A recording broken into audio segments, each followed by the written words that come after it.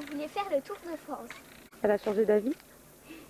Ok, mais finalement, on a vu plus grand. Depuis petite, on est passionné par le sport. L'équitation, la danse, la gym, le scoutisme, la randonnée, la course et plein d'autres choses qui nous font vibrer. Toujours à la recherche de sensations fortes, c'est là qu'on s'est dit, et pourquoi pas un voyage en vélo. Amis depuis la maternelle et malgré les kilomètres qui nous séparent actuellement, nos chemins se réuniront de nouveau en octobre.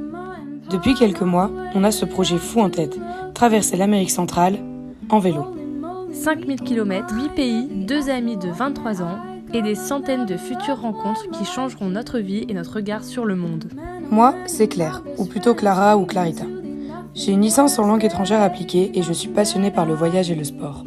Pendant ma licence, je suis partie étudier 1 an en Espagne avec le programme Erasmus. C'était une expérience tellement incroyable que voilà, en rentrant, je me suis sentie vide. La routine a repris son cours, mais je n'avais qu'une hâte, repartir. Alors, en terminant ma licence, sans réel objectif ou idée de futur métier, j'ai décidé de ne pas m'inscrire en master. Quelques mois plus tard, ce risque a payé. J'étais en Équateur pour une durée de 1 an, en train de vivre l'expérience la plus incroyable de ma vie.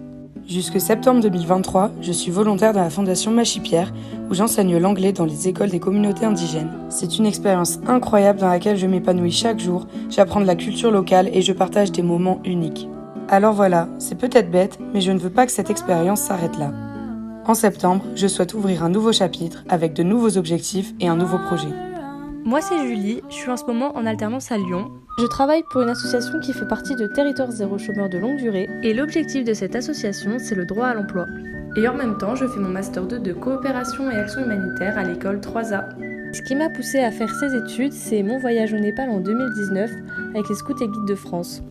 J'ai vraiment pu découvrir un pays qui est à l'opposé de ce que je connaissais en France. Et c'est là aussi où j'ai pu découvrir le monde de la solidarité internationale. Et en plus de ça, depuis quelques années, l'écologie prend une part de plus importante dans mon quotidien tous les jours. Et je veux montrer aux autres que c'est possible de voyager autrement. Avec Claire, nous sommes toutes les deux originaires du nord de la France, mais comme le prouve notre petite présentation, nous avons toujours aimé partir à la découverte de l'inconnu. Et nous sommes très curieuses de découvrir ce que l'Amérique centrale a à nous offrir. Aujourd'hui, nous voulons montrer qu'il y a d'autres manières de voyager. Le voyage, ce n'est pas forcément l'hôtel, la plage ou les dépenses. Le voyage, c'est accessible et ça peut se faire en respectant l'environnement. C'est avant tout les rencontres, la découverte de nombreux paysages et surtout le fait de prendre son temps et de se retrouver.